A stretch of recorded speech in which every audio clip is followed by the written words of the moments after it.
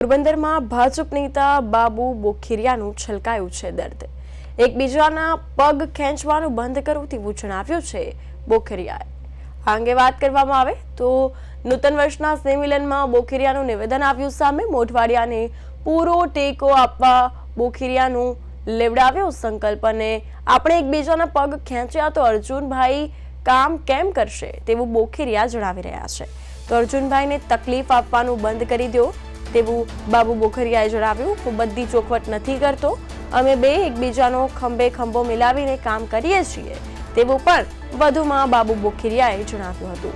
અમે 1998થી સામસામે લડતા હતા, આજે સાથે છીએ। વધુમાં બાબુ બોખીરિયાએ આ અંગે પણ નિવેદન આપ્યું છે।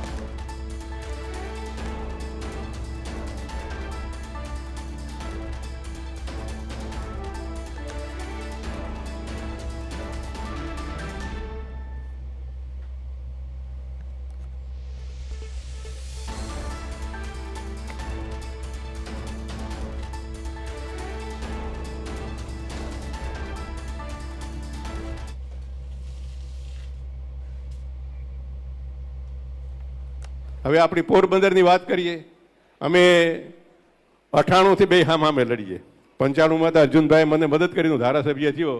એમાં આ બધા લોકોએ જે મહેનત કરી, તમે બધા એમાં હતા સાથે કે મેયરને આપણે ધારાસભ્ય બનાવવો। મિત્રો, આજે આપણા વિસ્તાર માટે જેને સુવર્ણયુગ તમે કહો એ સુવર્ણયુગ આવ્યો।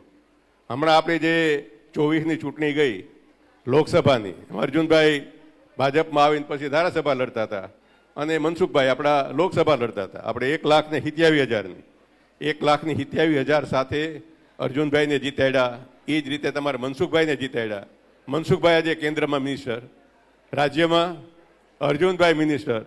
મિત્રો, તમારે જુનાગઢની અંદર આપણે જ્યારે આ નવું મંત્રીમંડળ બન્યું ત્યારે જુનાગઢવાળા લખતા હતા કે અમારે 50 વર્ષમાં એકય મંત્રી અમારે નથી બન્યું। તો આ જે પરિસ્થિતિ નિર્માણ થઈ, કેન્દ્રમાં મનસુખભાઈ, અહીંયા અર્જુનભાઈ, હવે એનો કઈ રીતે લાભ લેવો એ તમારા માથે છે।